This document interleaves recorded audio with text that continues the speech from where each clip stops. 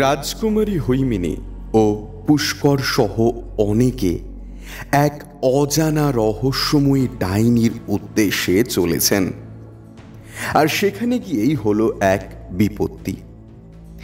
একে একে মারা পড়ল মারাঠা সৈন্য, আর সেই রহস্যময়ী ডাইনি স্থান নিল হৈমিনীর দেহে।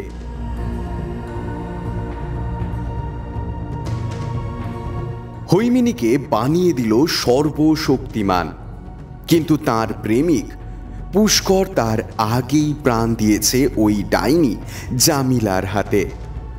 হৈমিনী প্রতিজ্ঞা করে সে ফিরিয়ে আনবে মৃত পুষ্করকে যে কোনো মূল্যে। তারপর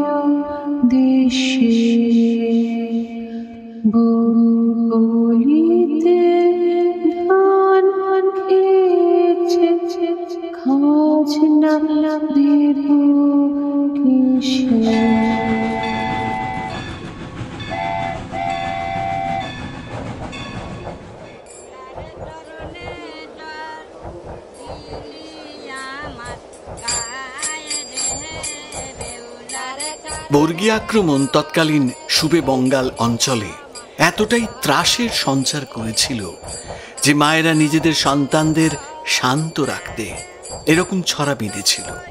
মুখে মুখে এই ছড়া ছড়িয়ে পড়েছিল গ্রাম বাংলার সর্বত্র। মৃত্যু আর অরাজকতা। সুবে বঙ্গালের ঘরে ঘরে এটাই ছিল তখন স্বাভাবিক দৃশ্য। একটা কথা বলছি ভাই, তারা আমাদের জনজাতির থেকে পৃথক দেখতে বলে আর আচার আচরণ বা সংস্কৃতিগত দিক দিয়েও এরা ভিন্ন হওয়ায় আমরা সাহেবদের গলা তুলে গাল পাড়ি বটে। কিন্তু জেনে রেখো, কিছু কিছু দিক দিয়ে আমাদের স্বজাতীয়রা সাহেবদেরকেও হার মানাবে নৃশংসতার দিক দিয়ে। বুড়িবালামে যেটা হলো তা খুবই দুঃখজনক। আমরা একজন নবীন কর্মোদ্যোগী ভালো মানুষকে চিরতরে হারিয়েছি। আজ বছর 4 হলো, কিন্তু ওই স্থানে সাহেবদের জায়গায় যদি এই বীর মারাঠা পুঙ্গবরা থাকতো, তাহলে বাংলার এই বীর সন্তানের মৃতদেহটিকেও হয়তো ওরা প্রাপ্য স্বীকৃতিটুকু দিত না।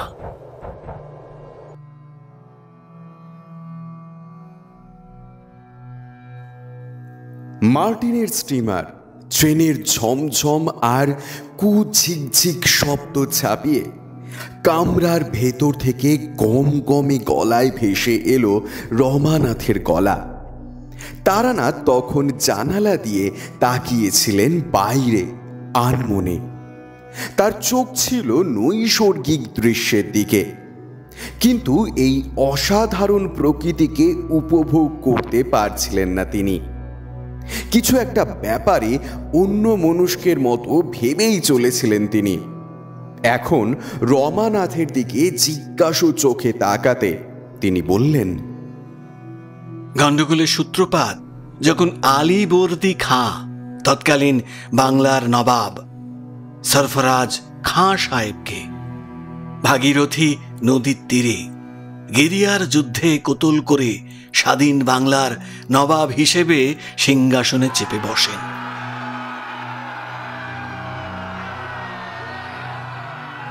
তারই বাঁকা পথ ধরে সিংহাসন প্রাপ্তি বাকিরা মেনে নিলেও মেনে নেননি একজন, রুস্তম জং। ইনি প্রয়াত নবাব সরফরাজ খাঁয়ের শ্যালক ছিলেন। সিংহাসনে বসার স্বপ্ন ইনারও ছিল। হয়তো আলীবর্দী খাঁ এই সিদ্ধান্তটা নিতে 2-4 দিন দেরি করলে প্রথম লিঙ্গিটা জং বাহাদুরি মারতেন, আলীবর্দী সাহেব নন। যাই হোক, জং বাহাদুর বিদ্রোহ ঘোষণা করলেন, কিন্তু যুদ্ধে বিশেষ সুবিধে করতে না পেরে একটি অবিশ্বাস্য বাঁকা পথ ধরলেন খেপে গিয়ে।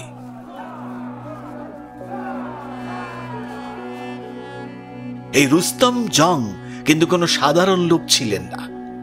এনার কর্মক্ষেত্রটি দিল্লি অবধি প্রসারিত ছিল। বাংলার বাইরের রাজনীতির সুবাদে মারাঠাদের সাথেও যোগাযোগ ছিল এর। সেই সূত্র ধরে ঘনিষ্ঠতা ছিল মারাঠা কনফেডারেসির অন্যতম স্তম্ভ নাগপুরের সর্বেসর্বা মহারাজ রঘুজি ভোঁসলের সাথে। জং বাহাদুর যুদ্ধে হেরে গিয়ে বাচ্চা ছেলের মতো কাঁদতে কাঁদতে ছুটে যান তার কাছে। আর এটাই সেই সময় যখন রঘুজি ভোঁসলের চোখ পড়ে বঙ্গাল মুলুকের ঐশ্বর্যের দিকে।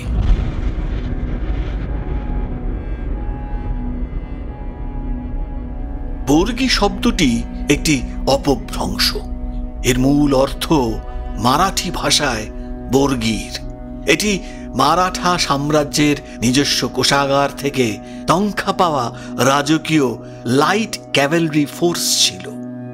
শিলাদাররা যেমন রাজকীয় সেনাবাহিনীতে অন্তর্ভুক্ত হতো, তাদের নিজস্ব অস্ত্র ও ঘোড়া থাকলে পরে তবেই। বর্গীদের ক্ষেত্রে নিয়মটা ছিল উল্টো। এদের অস্ত্র ও ঘোড়া সরবরাহ করা হতো সরকারি কোষাগার থেকে।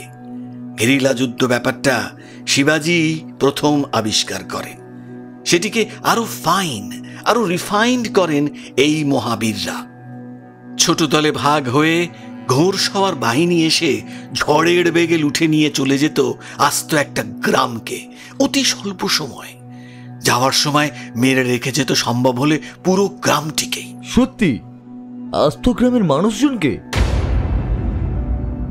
ডাচ ইস্ট ইন্ডিয়া কোম্পানির প্রধানের মতে 4 লক্ষাধিক লোকের মৃত্যু হয়েছিল বাংলার পশ্চিম অংশ আর বিহারে এই বর্গী আক্রমণের জেরে। বর্গীরা মূলত আক্রমণ হানত রাতের আঁধারে, যখন সারাদিনের কাজ সেরে সকলেই মোটামুটি যে যার ঘরে থাকত। এরা এসে সবাইকে এক জায়গায় জড়ো করে শুধু চেঁচাতো, পয়সা দে, পয়সা দে করে। যারা পয়সা দিত তাদের আলাদা সারিতে দাঁড় করিয়ে রাখত না মেরে। যারা দিত না তাদের নাকে জল ভর্তি কাপড় বেঁধে, হাত পা বেঁধে নির্দ্বিধায় ছুঁড়ে ফেলে দিত পুকুরের জলে। কাশিমবাজারের একটি বাণিজ্যিক সংস্থার রিপোর্ট অনুযায়ী বর্গীরা বেছে বেছে আক্রমণ শানাতো চাষি, তাঁত ও রেশম বস্ত্র শিল্পীদের ওপর। লুটপাট চালাতো, মেরে দিত, তারপর তাদের ঘরে আগুন লাগিয়ে দিত। ওদের মূল লক্ষ্য ছিল বাংলাকে অর্থনৈতিকভাবে পঙ্গু করে দেওয়া, যাতে বাংলার নবাব কোনোদিন মাথা তুলে দাঁড়াতে না পারে। বর্গী আক্রমণে বিপর্যস্ত হয়ে বহু মানুষ বিহার থেকে বা বাংলার পশ্চিমাঞ্চল থেকে ঘর বাড়ি ত্যাগ করে পালিয়ে গেল কলকাতায় বা পূর্ববঙ্গে। হাহাকার নেমে এলো পশ্চিমাঞ্চলের গ্রামগুলোতে। 1742 সাল থেকে 1751 9 বছরে 4 বার বর্গী আক্রমণ হয় বাংলায়, মতান্তরে 5 বার। বাংলার নবাব আলীবর্দী খাঁ এই আক্রমণে প্রতিহত করেন বটে, কিন্তু তা হয় প্রচুর মানুষের মৃত্যু আর অর্থনৈতিকভাবে দেউলিয়া হয়ে। 1751 সালে শেষমেশ একটি চুক্তি হয় বাংলা ও মারাঠার মধ্যে। চুক্তি অনুযায়ী বাংলার নবাব বার্ষিক 12 লক্ষ টাকা যৌথ দিতে স্বীকৃত হন। পরিবর্তে মারাঠা আর কোনো বর্গী আক্রমণ না হওয়ার আশ্বাস দেন। নবাব আলীবর্দীর রাজ্যটা অবশ্য ভেঙে গিয়েছে তদ্দিনে। তার অনুগত পাঠান সেনারা পাটনার দখল নিয়ে নিয়েছে তখন, আর একদল অনুগত জায়গিরদার থাবা বসিয়েছে পূর্ণিয়ায়। শান্তি প্রস্তাব দেওয়া ছাড়া আর কোনো উপায় ছিল না নবাবের, কারণ আলীবর্দী খাঁ ততদিনে বুঝে গিয়েছেন খাড়া হাতে ব্রিটিশরাও অপেক্ষা করছে বেড়ার ওপারে নিঃশব্দে। এদের ঠেকিয়ে রাখবার জন্যেও তো শক্তি বাড়াতে হবে তো নাকি? বর্গীরা কলকাতা আক্রমণ করেনি ভাই রমা। এরা কলকাতার ধারে কাছেও কোনোদিন যায়নি। গোরারা অবশ্য নিজেদের প্রস্তুত রেখেছিল বর্গী আক্রমণ থেকে নিজেদের বাঁচাতে, কিন্তু তার প্রয়োজন আর হয়নি। অথচ মজার বিষয়টা হলো ধারে ও ভাড়ে তৎকালীন মারাঠা সাম্রাজ্য ইস্ট ইন্ডিয়া কোম্পানির থেকে বহুলাংশে ভারী ছিল। সেদিন যদি ওরা ভবিষ্যৎকে বুঝে নিয়ে হাতের তলোয়ারখানি সঠিক দিশায় ঘোরাতো, তবে আজ এত বলিদানের প্রয়োজনই হতো না। বেশি বুদ্ধি দেখাতে গিয়েছিল মারাঠারা, শেষ পর্যন্ত নিজেদের খোঁড়া নর্দমায় নিজেদেরই ডুবতে হলো ওদের।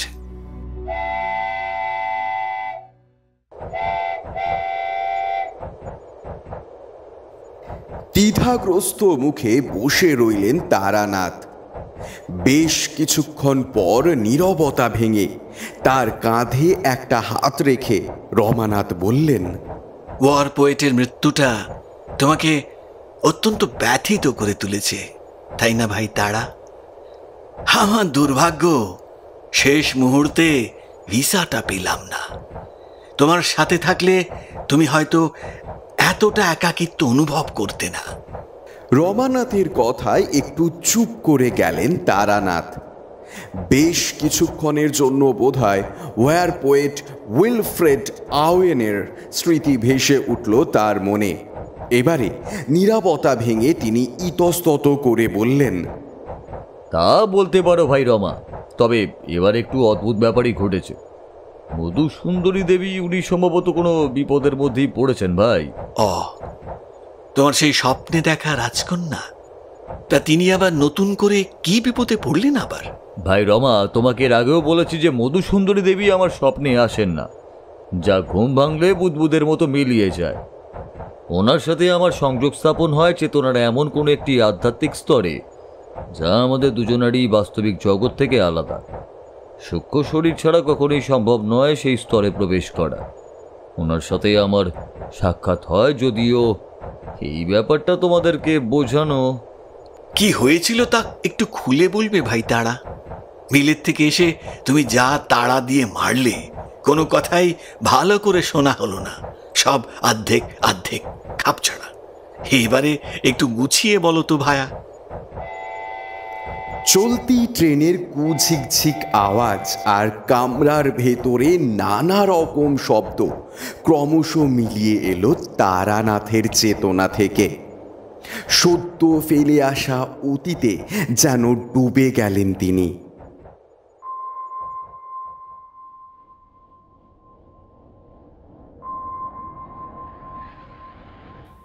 তারক, তারক। নিজের ঘরে অঘোরে ঘুমোচ্ছিলেন তারানাথ। আগামীকাল সকালে স্বদেশের উদ্দেশ্যে জাহাজ ছাড়বে ব্রিটেনের ঐতিহাসিক সাউদাম্পটন বন্দর থেকে। তার আগের রাতটা একটু ঘুমিয়ে নিতে চেয়েছিলেন তিনি। ঘুমোচ্ছিলেনও অঘোরে। কয়েকদিন যা ধকল গেল শরীরের ওপর দিয়ে। মহাযুদ্ধের ভয়াবহ অভিজ্ঞতা স্বদেশে বসে খবরের কাগজে পড়ে নয়, বরং একেবারে কাছ থেকে ট্রেঞ্চে বসে চোখে দেখবার অভিজ্ঞতা হলো তার। এখন ঘরের ছেলে ঘরে ফিরে কয়েকদিনের জন্য বিশ্রাম, তারপর বাকি কথা। ওঠো তারক, ওঠো। আজ আমি বিপদে পড়ে তোমার কাছে এসেছি, তুমি আমাকে সাহায্য করবে না? ওঠো ওঠো, তাড়াতাড়ি ওঠো। মধুসুন্দরী দেবী, আপনি এরকম অসময়, তা আবার ঘুমের মধ্যে? এরকম তো আগে কখনো হয়নি। কি হয়েছে দেবী আপনার? একটা ভয়ঙ্কর বিপদ হয়েছে তারক। আমার সময়ে আমার মরণশীল জাগতিক দেহের অস্তিত্ব এখন বিপন্ন। বিপদটা বেশ বড় কলেবরের, যা চারদিক থেকে ঘনিয়ে আসছে আমার দিকে, কিন্তু একে প্রতিহত করবার ক্ষমতা একা আমার নেই। বুঝতেও পারছি না একে ঠেকাবো কি করে। হায় ঈশ্বর! দেবী, আমায় বলুন কি করতে হবে? কি করলে আপনি পরিত্রাণ পাবেন এরকম বিপদ থেকে? তোমাকে এবারে আসতে হবে তারক, আমার সময়ে, আমার মাত্রায়। আমি সর্বান্তকরণে তোমার সহযোগিতা কামনা করছি, কারণ তোমার আর আমার শক্তি এক হলে তবেই সম্ভব এই মহাবিপদ থেকে পরিত্রাণ। আনন্দের সাথে দেবী, আমি এখনই প্রস্তুত আপনার সময় পা রাখতে। আপনার কাল কোন সময় তা বলুন। সঠিক সময়সীমাটা এটা আমারও ঠিক জানা নেই তারক। আমাদের কালে সময়ের চুল চেরা বিশ্লেষণ নিয়ে বেশিরভাগ লোকজনই কেউ কোনো দিন মাথা ঘামায়নি। আমরা মূলত কোনো একটি বড়সড় ঘটনা বা দুর্ঘটনার সাপেক্ষে নিজেদের প্রয়োজনের দিনক্ষণ ঠিক করতাম। এটাই তো সমস্যা। সময় সারণীর কোন নির্দিষ্ট অংশে তোমায় যে আসতে বলি,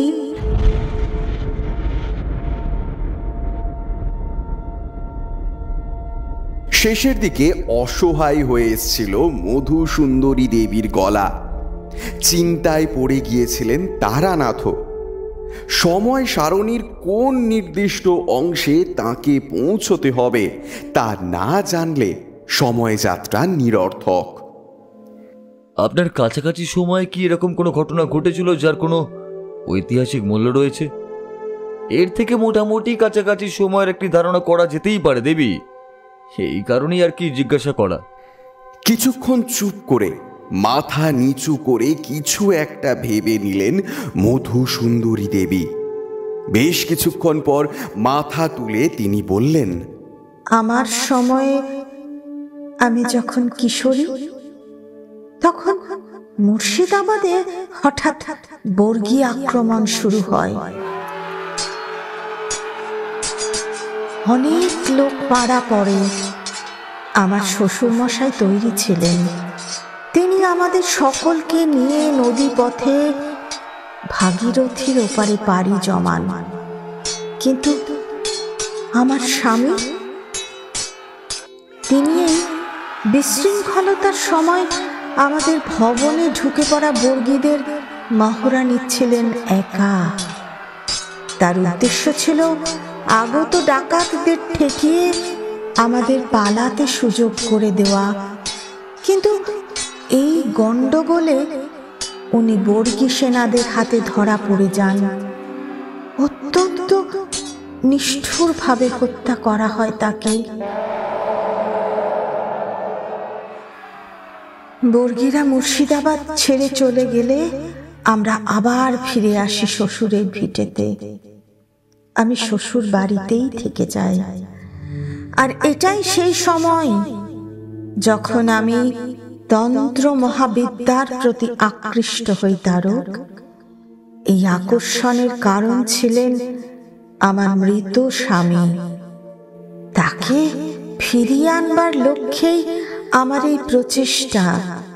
স্বয়ং শ্বশুরকুলের আরাধ্য গুরুদেব আমার জন্য এই বিশেষ শিক্ষার ব্যবস্থা করেন, আমাকে সর্বতোভাবে পরীক্ষা করে। আপনার স্বামী, তিনি কি ফিরে আসতে পেরেছিলেন মৃত্যুলোকের ওপার থেকে? গুরুদেব অদ্ভুত একটা কথা বলেন তারক। আমি আমার স্বামীকে আবার ফিরে পাবো বটে, কিন্তু তা কখনোই স্থূল দেহে নয়, সূক্ষ্ম দেহে। আমি তার সাথে কথাও বলতে পারবো। সুখ দুঃখে আমরা পাশাপাশি থাকবো। একে অপরের বিপদের সময় সাহায্য করতে পারবো। কিন্তু সেই সব কিছু হবে অজ্ঞাত সারে, সূক্ষ্ম শরীরে। আমরা কোনোদিন এক হতে পারবো না, যেমনটি ছিলাম ওর মৃত্যুর আগে। ওসব প্রসঙ্গ থাক দেবী। আর কোনো গুরুত্বপূর্ণ ঘটনা আপনাদের সময়? আমার বর্তমান সময়ে একটি দুঃখজনক ঘটনা ঘটেছে তারক। বর্গী আক্রমণের ভয়াবহতার বিরুদ্ধে রুখে দাঁড়িয়েছিলেন অশতিপর বৃদ্ধ নবাব আলীবর্দী। তিনি মারা গিয়েছেন সদ্য। তার দেহান্তের পর মুর্শিদাবাদের রাজ সিংহাসনে এখন বসেছেন নাতি সিরাজ। আর একদিকে আরো ভয়ঙ্কর একটি আগ্রাসনের ঘটনা বোধহয় ঘটছে। কলিকাতা না কলকাতা বলে একটি নতুন নগরীর পত্তন হয়েছে, যার শাসন ও নিয়ন্ত্রণ ব্যবস্থাটা মূলত গোঁড়াদের হাতে। কানাঘুষোয় যা শুনছি, গোঁড়ারা এখন ধীরে ধীরে বাংলাকে অধিকার করতে চাইছে। লোকজন এখানে ভয়ে কাটা হয়ে রয়েছে তারক। প্রথমে তারা বর্গী আক্রমণের ভয়াবহতা চোখে দেখেছে, এখন যদি গোঁড়াদের আক্রমণ হয় তবে। সময়সীমাটা ধরতে পেরেছি দেবী, তবে স্থান ও কালের মধ্যে কালের ব্যাপারটা মোটামুটি আন্দাজ করতে পেরেছি, কিন্তু স্থানের বিষয়টি এখনো অধরা। আপনার শ্বশুর বাড়ি ওটি কি মুর্শিদাবাদেই? না তারক, মুর্শিদাবাদ আমাদের রাজধানী। আমার শ্বশুর ভিটা ওখানে নয়। মুর্শিদাবাদ থেকে সোজা একদিনের হাঁটা পথে সাতুই বলে একটা গ্রাম পড়ে। জায়গাটি হুগলি নদীর একদম ধারে। ওই গ্রামেই আমাদের বাড়ি। বেশ, আমাকে এবার বলুন দেবী, আমি সূক্ষ্ম দেহে ওই গ্রামে পৌঁছে আপনাকে কিভাবে সাহায্য। এখানে দুটি বিষয় রয়েছে যা তোমাকে মাথায় রাখতে হবে তারক। প্রথমত, যে কালে তুমি যাচ্ছ তখন আমি সম্পূর্ণভাবে বর্তমান, আর এই সময়ে আমি কিন্তু তোমাকে চিনতে পারবো না, কারণ তোমার সাথে আমার পরিচিতি তার বেশ কিছুটা সময় পরে। বীরভূমের কোনো এক জঙ্গলে সূক্ষ্ম দেহে, তোমার মনে আছে তো? তার উপর ওই সময় আমি কিন্তু বিধবা, কাজেই এটা ঘটাই সম্ভব। আমার স্থূল দেহ তোমাকে ভয়ঙ্কর ভাবে প্রত্যাখ্যান করলো চিনতে। এই সম্ভাবনাটিকে ধ্রুব সত্য ধরে নিয়েই এগোবে। দ্বিতীয়ত, এই সমস্যাটাই সর্বাধিক প্রবল। ওখানে তুমি সূক্ষ্ম দেহে গিয়ে আমার কোনো উপকার সাধন করতে পারবে না। তোমাকে যেতে হবে স্থূল দেহে। স্থূল দেহে? কিন্তু তা কিভাবে সম্ভব দেবী? আমি তো কোনোদিনও আমি তো স্থূল দেহে কাল ভ্রমণ করতে পারি না। জানি, এই বিষয়ে মনে হয় আমি তোমাকে কিছু সহযোগিতা করতে পারবো। স্বদেশে ফিরে কাল বিলম্ব না করে তুমি মুর্শিদাবাদ নগরীর দিকে যাত্রা করো। আমি দেখছি ততক্ষণে কি ব্যবস্থা করা যায়। ভুলে যেও না কিন্তু, আমি ইতিমধ্যেই প্রক্রিয়া সক্রিয় করে দিয়েছি। হ্যাঁ, একদমই না দেবী, আপনার সুরক্ষার প্রশ্নটি আমার কাছে অত্যন্তই মূল্যবান। স্বদেশে ফিরেই আমি যাত্রা করছি আপনার গ্রামে। করজোড়ে নত মস্তকে কথাগুলি বললেন তারানাথ। ধীরে ধীরে পঞ্চভূতে লীন হয়ে গেল মধুসুন্দরী দেবীর সূক্ষ্ম শরীর। সব আলো মুছে যেতে অন্ধকার ঘরের দিকে কিছুকাল তাকিয়ে রইলেন তারানাথ। মধুসুন্দরী দেবী যে বেশ ভালো রকম বিপদে পড়েছেন এই বিষয়ে কোনো সন্দেহ নেই। অন্যান্যবার তিনি যখন আসেন তখন সাদা বর্ণের অপরূপ এক বর্ণচ্ছটায় ভরে ওঠে চারিদিক, আর এইবারে সব কেমন যেন বিবর্ণ, ধূসর। দেবীর মুখটাও কিরকম বিবর্ণ, কঠিন, অশান্ত মনে হচ্ছিল। বাকি রাতটা আর ঘুম আসেনি তারানাথের চোখে। বিছানায় এপাশ ওপাশ করে খানিকটা শুয়ে বসে কাটিয়ে খোলা জানালার ধারে বসে কাটালেন তিনি। জিনিসপত্র গোছানোই ছিল। পরদিন ভোরের আলো ফুটতেই সোজা জাহাজ ঘাটায় পৌঁছে যান তিনি, সময়ের আগেই। আর এখানে পৌঁছেই এমন একটি সংবাদ পান যা তিনি আশাই করেননি।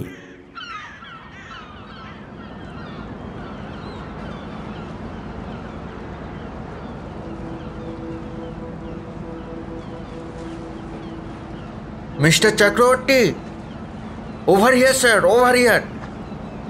স্বদেশে প্রত্যাবর্তনের জাহাজটি নির্দিষ্ট সময় সামনে এসে দাঁড়ানোয় অনেকেই তখন ভিড় করে দাঁড়িয়ে পড়েছিলেন সেটির সামনে থাকা নোটিশ বোর্ডের যাত্রী তালিকার সামনে। তারানাথও ছিলেন সেই ভিড়ের মধ্যে। ধাক্কাধাক্কি আর বিশৃঙ্খলতার মধ্যে তালিকায় নিজের নামটি দেখতে পেয়ে একটা স্বস্তির নিঃশ্বাস ফেলে সুটকেস আর বোর্ডার টিকিট হাতে সিঁড়ির দিকে এগোতে যাবেন, এমন সময় ব্রিটিশ উচ্চারণে নিজের নাম শুনে ভিড়ের বাইরে বেরিয়ে এসে তাকিয়ে দেখলেন ব্রিটিশ ডিফেন্স মিনিস্ট্রিতে কর্মরত পরিচিত একজন আর্দালি এগিয়ে আসছেন তার দিকে হাঁফাতে হাঁফাতে। কাছে এসে একটি চিঠি তার দিকে বাড়িয়ে ধরে তিনি বললেন, আপনার নামে একটি টেলিগ্রাম গতকাল এসেছিল স্যার, পোস্ট অফিস থেকে বিকেলের দিক করে। আপনি বেরিয়ে যাওয়ার পরপরই ইন্ডিয়া থেকে। বিষয়টি অত্যন্ত আর্জেন্ট বলে কর্নেল সাহেব আমাকে আপনার যাত্রার ডিটেলসগুলি দিয়ে বলেছিলেন সকালেই ডেলিভারি করতে। সরি স্যার, আমি আপনার হোটেলটা চিনতাম না, তাই সিধা পোর্টে চলে এসেছি। থ্যাংক ইউ বলে টেলিগ্রামটি হাতে তুলে নিয়ে কোটের পকেটে ঢুকিয়ে নিয়েছিলেন তারানাথ।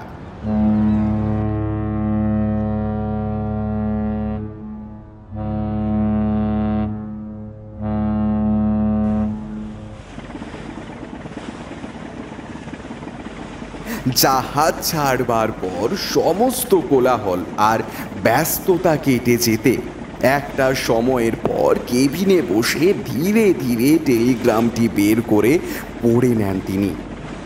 এই টেলিগ্রামের প্রেরক ওভারসিয়ার ম্যাকগ্রেগর সাহেব।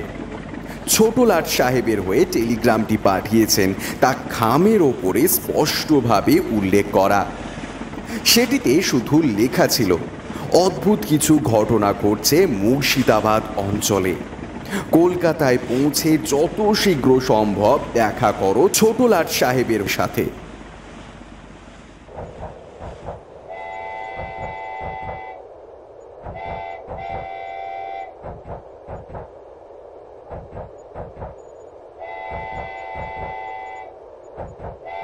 তারপর তুমি কলকাতায় এসে দেখা করতে ছুটলে ওই ছোট লাট সাহেবের সাথে। আর্ল অফ রোনাল্ডসে লর্ড ডান্ডাস সাহেব স্বয়ং কথা বললেন তোমার সাথে। তুমি সে কথা বেমালুম চেপে গিয়েছিলে ভাই আমার কাছে।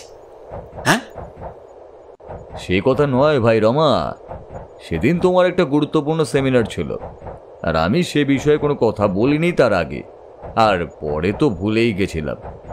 আসলে আশ্চর্য সমাপতনটা দেখে ওই সময়টা খুবই অস্বস্তি বোধ করছিলাম আর কি। সমাপতন? অস্বস্তি?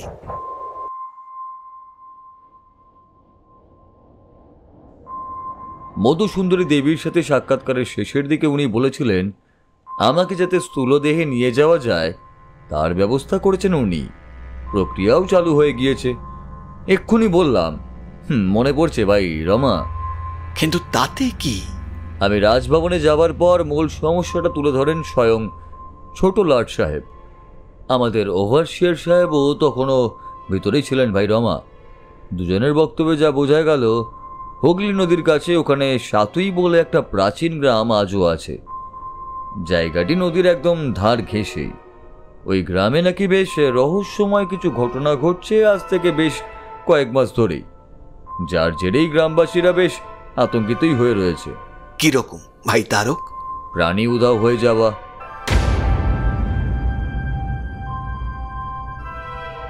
বিশ্বাস কতটা করবে তা আমি জানি না, কিন্তু আমাদের ওভারসিয়ার সাহেব আর ছোট লাট সাহেব যখন বিষয়টি বলেন তখন এই ঘটনার নিশ্চয়ই কিছু মান্যতা আছে। স্থানীয়দের বয়ান অনুযায়ী প্রায় 1.5 মাস আগে এই উধাও ব্যাপারটা সূত্রপাত হয়। স্থানীয় কোতাবলিতে একজন পশু খামারের মালিক এসে নাকি অভিযোগও করেন তার খামারের এক পাল ছাগলকে তিনি একজন রাখালের তত্ত্বাবধানে চড়তে পাঠান নদীর ধারে ওই জংলা গাছপালায় ছাওয়া একটা জঙ্গলের মধ্যেই। দুপুরের দিকে রাখালের চোখ লেগে গিয়েছিল।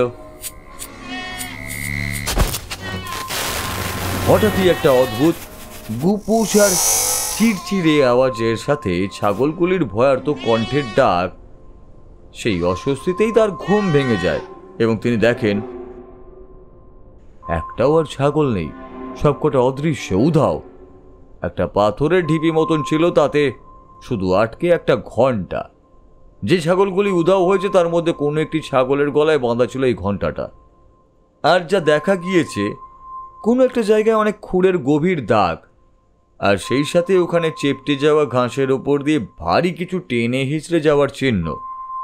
কোথাওয়াল অবশ্য এই নিয়ে বিশেষ কিছু মাথা ঘামায়নি। রাগত ছাগল মালিককে তখনকার মতো দরজা দেখিয়ে দিয়ে বিষয়টি তিনি চেপেই যান। তারপর 3টি গরু। এই বিষয়টিও কোতোয়ালিতে আসে বেশ কয়েকদিন পরেই। আর তখনই যা জানা যায়, যা রেজিস্টার্ড হচ্ছে কোতোয়ালিতে, ঘটনা ঘটেছে বা ঘটছে তার চেয়ে ঢের বেশি। অনেক লোকই সেদিন জড়ো হয়েছিল থানার সামনে। চেঁচামেচিতে যা জানা গেল, এই কদিন বেশ কয়েকটি গৃহপালিত গবাদি পশু হারিয়ে গেছে ওই একই জায়গা থেকে। এইবারে পুলিশ গিয়ে জায়গাটি দেখে এলো। লোক দেখানো কিছু তদন্তও হলো, কিন্তু সেই তদন্ত তারপর আর বিশদে এগোয়নি। কেসও ধামাচাপা পড়ে যায় আর কয়েকদিন পরেই। তারপরই ঘটতে লাগলো ভয়ঙ্কর ঘটনা, মানুষ উধাও।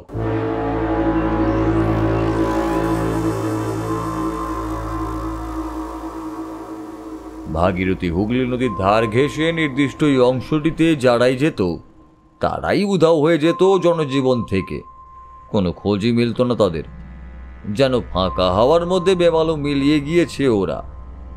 মানুষ উধাও পর্বের সূচনা একজন স্থানীয় মাতালকে দিয়েই, আর শেষ বলেই একজন তরুণ, যে বাপমার সাথে ঝগড়া করে বেরিয়ে গিয়েছিল বাড়ি থেকে সন্ধ্যাবেলার মুখটার দিকে।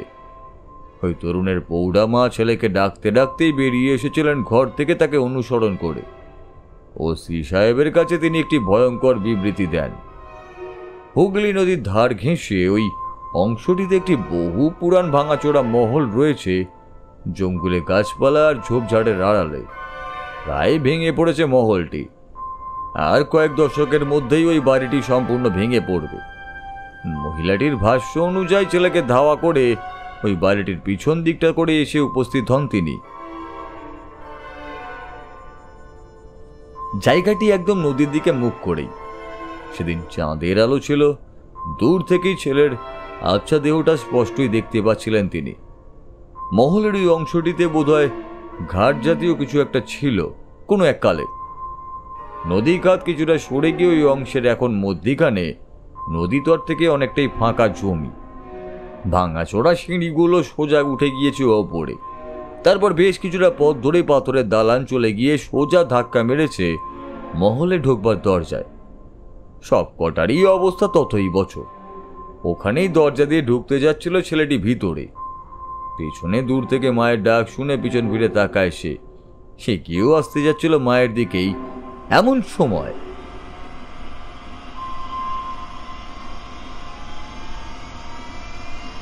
হঠাৎ মহিলাটি দেখতে পান উজ্জ্বল একটি বিরাট আলোর বৃত্ত যেন অন্ধকার থেকে ফুটে উঠল ছেলেটির পিছনে। এত উজ্জ্বল সেই অপার্থিব আলোর মায়া যে চারিদিক আলোকিত হয়ে উঠেছিল মুহূর্তের মধ্যেই। এগিয়ে আসতে গিয়েও থমকে দাঁড়িয়ে পড়েছিলেন মহিলাটি। তার চোখের সামনে ওই রাক্ষসী আলো যেন জ্যান্ত গিলে খেল তার ছেলেকে।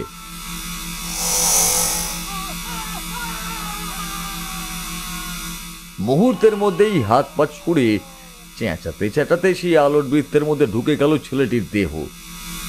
তার মায়ের চোখের সামনে অদৃশ্য হয়ে যেতেই যেমন অদ্ভুতভাবে উদয় হয়েছিল আলোটি, ঠিক তেমনই ভাবে মিলিয়ে গেল সেটি অন্ধকারে। পড়ে রইল অন্ধকার দেউড়ি।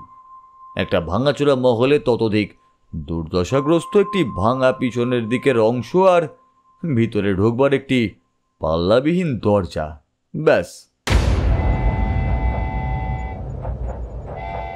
মুখ নিচু করে তারানাথের কথাগুলি শুনছিলেন রমানাথ। এবার মুখ তুলে তিনি বললেন, ছোটলাট সাহেব এইসব বললেন। আচ্ছা ভাই তারা, একটা কথা বলো তো, আমাদের গ্রামগুলোতে যা অবস্থা তাতে আষাঢ়ে গপ্পগুলো কোনোভাবে চাউর হয়ে যায়নি তো? মানে কোনো একটা ঘটনা ঘটেছে আর সেটাই পল্লবিত হয়েছে এরকম ভুতুরে মোড়কে। ছোটলাট সাহেবের ঘরে আমি রিপোর্টগুলো সচক্ষে দেখেছি ভাই রমা। প্রতিটি রিপোর্ট স্থানীয় থানায় ঠিক সেভাবেই লেখানো হয়েছে যেভাবে আমি বলছি। এছাড়া সংশ্লিষ্ট ফটোগ্রাফ। মা ছেলের এই ঘটনাটি বেশ বড় আকার ধারণ করেছিল গ্রামে। কলকাতা থেকে খোদ টেগার্ট সাহেব ঘটনাটি জানতে পেরে তদন্তে সহযোগিতার জন্য একটি টিমও পাঠান। তাতে ফটোগ্রাফারও ছিল। ওরা অকুস্থলে গিয়ে জংলা গাছপালা আর ঝোপঝাড়ে ঢাকা ওই ভাঙাচোরা মহলটির ছবিও তোলে। ওই রাখালো নাকি কনফার্ম করে যে তার তাঁবেদারিতে থাকা ছাগলগুলিও ওই অঞ্চলটি থেকেই বেপাত্তা হয়।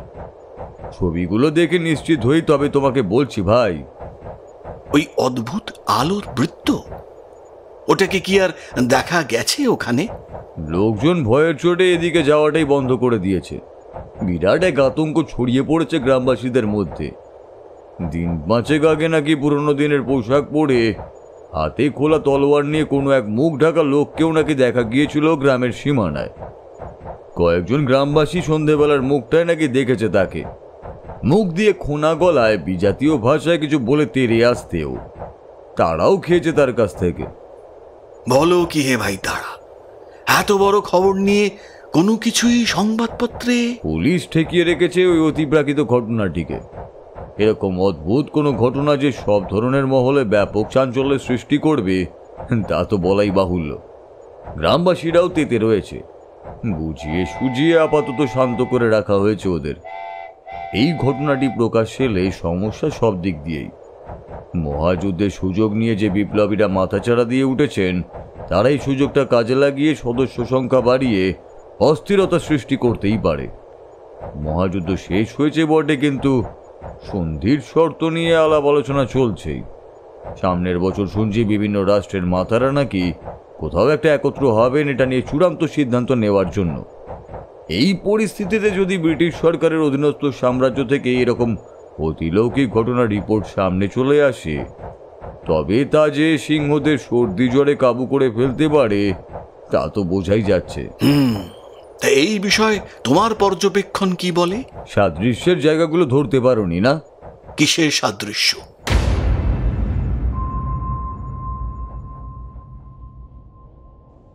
মধুসুন্দরী দেবী যখন আমায় স্বপ্নে দেখা দিলেন, মনে আছে উনি কি বলেছিলেন? ঘর থেকে বেরিয়ে ঘাটের নৌকায় উঠে সকলে মিলে ভাগীরথী পেরিয়ে চলে গেলাম অপর দিকে। এর অর্থ দাঁড়ায় ওনাদের বাড়িটা ছিল নদীর পার ঘেঁষে। কি ঠিক তো? উনি আরও একটি কথা বলেছিলেন যে স্থূল দেহ ধরে যাতে আমি ওনার সময় পৌঁছাতে পারি তার বিধিবদ্ধ ব্যবস্থা করছেন উনি। প্রক্রিয়া কিন্তু চালু হয়ে গিয়েছে। হ্যাঁ, কিন্তু তাতে কি? হায় রমা, তুমি কত বড় অন্ধ যে বিষয়টা দেখতে পেলে না? জংলা গাছপালার জঙ্গল ঘেরা যে ভুতুরে মহলটি সাতুই গ্রামকে আতঙ্কিত করে রেখেছে সেটি কিন্তু একটা সময় নদীর একেবারে পার ঘেঁষেই ছিল। এটা কিন্তু স্পষ্ট। পুরনো নদীঘাট সরে গিয়ে মধ্যিখানে এখন অনেকটাই ফাঁকা জমি। আর ওই রহস্যময় প্রাচীন ভাঙা মহলটি ঘিরেই অদ্ভুত এই ঘটনাগুলির সূত্রপাত। লোকজন, গরু ছাগলেরা হারিয়ে যাওয়া, বাতাসে মিলিয়ে যাওয়া, এর থেকে কি বোঝা গেল ভাই? এর অর্থ দাঁড়ায় ওই ভাঙাচোরা প্রাচীন পরিত্যক্ত মহলটি কোনো এককালে মধুসুন্দরী দেবীর শ্বশুর ভিটে ছিল। আর তিনি এমন কিছু একটা ভজঘট করেন যে আজ প্রায় 200 বছর পরে ওই ভাঙাচোরা মহলটি হঠাৎ জ্যান্ত হয়ে উঠে লোকজনকে গিলে খাচ্ছে। একদম ঠিক ভাই রমা। ওনার সময়কাল যে বর্গীয় আক্রমণের ধারে কাছে এটাও এখন দিনের আলোর মতোই স্পষ্ট। আরও একটি ব্যাপার রয়েছে যেটা তোমাদের কথোপকথন থেকে উঠে আসছে ভাই তারা। এই বিষয়টি তুমি হয়তো লক্ষ্যই করনি। মধুসুন্দরী দেবীর সাথে সাক্ষাতে তিনি বলেছিলেন নবাব আলীবর্দী খাঁ সদ্য মৃত। ঠিক, ওনার মৃত্যুকাল 1756, মাসটা সম্ভবত এপ্রিল। যাই হোক, এটাই সেই নির্দিষ্ট সময় যখন উনি তোমার সাক্ষাৎ প্রার্থী। পরের ব্যাপারগুলো কিন্তু মিলে যাচ্ছে ঘটনাবলীর সাথে। গোরারা বাংলা আক্রমণের তাল ঠুকছে, অর্থাৎ পলাশির যুদ্ধ তখনও হয়নি। সিরাজ তখন সিংহাসনে, সব একে একে মিলে যাচ্ছে ভাই তারা। মুখ নিচু করে সম্ভাবনাগুলি এক এক করে মিলিয়ে দেখলেন তারানাথ। তারপর তাকিয়ে দেখলেন চলন্ত ট্রেনের জানালা দিয়ে বাইরে। ইংরেজি বছরের এই শেষ মাসটিতে এসে আশেপাশের পরিবেশ তখন শুকনো, সবুজের সজীবতার মধ্যে রুক্ষতার ছোঁয়া। পেছনে ক্রমাগত সরতে থাকা দৃশ্যপটের দিকে নীরব চোখে কিছুক্ষণ তাকিয়ে রইলেন তারানাথ। তারপর বললেন, বহরমপুরে পৌঁছে ওখানকার প্রশাসক কিংসলে সাহেবের সাথে দেখা করতে নির্দেশ দিয়েছেন ছোট লাট সাহেব। এই বিষয়টির সুষ্ঠু সমাধানে উনি আমার উপর আস্থা রেখেছেন। মুর্শিদাবাদে প্রতিটি দপ্তরে ওনার নির্দেশ দেওয়া রয়েছে আমাকে যে কোনো বিষয়ে পূর্ণ সহযোগিতার জন্য। কাজেই পূর্বেকার না কুচু মনোভাব সম্পন্ন নীল রক্তের দেখা নাও মিলতে পারে। এরপর সম্পূর্ণ থেমে গেলেন তারানাথ। ছুটন্ত ট্রেনের বাইরের পরিবর্তিত দৃশ্যপটের দিকে তাকিয়ে। সোজা লাইন ধরে ট্রেনটি তখন দুরন্ত গতিতে ছুটে চলল সোজা সামনের দিকে, একটানা কুঝিকঝিক আওয়াজের সাথে।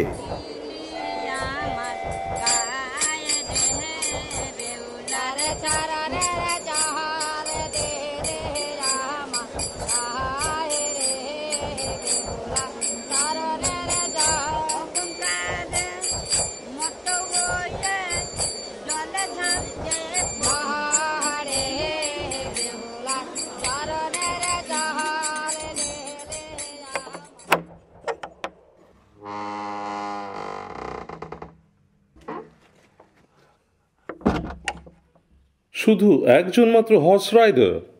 God save me. কথাটি বেশ জোরের সাথে ঝাঁঝিয়ে বলে উঠে কয়েক সেকেন্ড টেবিলে চুপ করে বসে নিজের থুতনিতে হাত দিয়ে সামনে বসা তারানাথ আর রমানাথের দিকে তাকিয়ে কি ভেবে নিলেন মুর্শিদাবাদ জেলার ম্যাজিস্ট্রেট মিস্টার জর্জ কিংসলে। তারপর মুখ থেকে হাত সরিয়ে ধীরে ধীরে বললেন, I am sorry, well you are insiders নাও।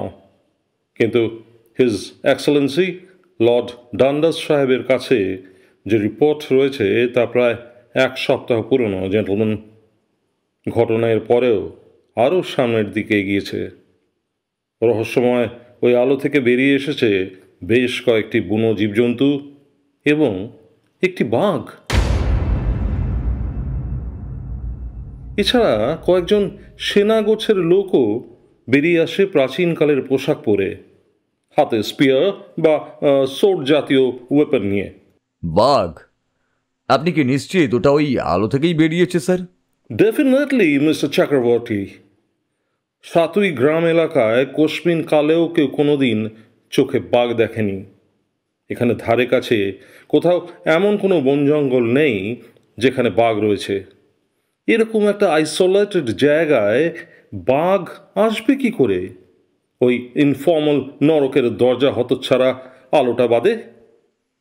ওই সৈনিকরা থুড়ি প্রাচীনকালের পোশাক পরা মানুষগুলি, ওদের কি ধরা গিয়েছে?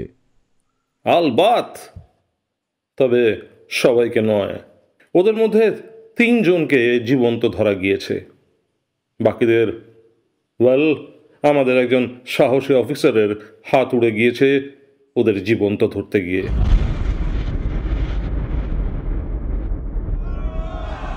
কুইন্সিকে ওর ফেলো অফিসাররা বারণ করেছিল এগোতে। পুলিশের সামনে দাঁড়িয়েও রাস্কেলগুলো উদ্ভট ভাষায় কী সব বকতে বকতে হাতের অস্ত্র উঁচিয়ে ঘুরে দাঁড়িয়েছিল আমাদের দিকে। কুইন্সি এগিয়ে গিয়েছিল ওদের দিকে বোকার মতন করমর্দনের ভঙ্গিতে হাত বাড়িয়ে।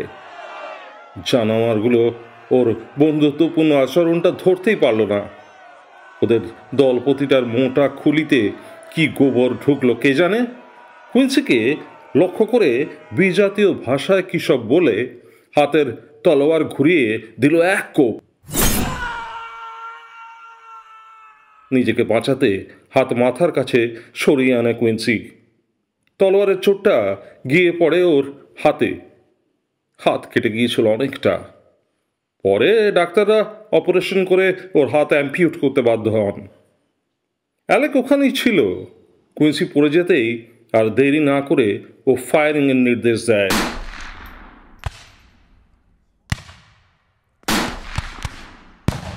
তাতে ওই 3 জন বাদে বাকি সব কটা। চুপ করে গেলেন তারানাথ আর রমানাথ দুজনেই। ঘটনাটা যে এতটা এগিয়ে গিয়েছে তা আঁচ করতে পারেননি কেউই। ওই 3 জন ওরা কোথায় এখন?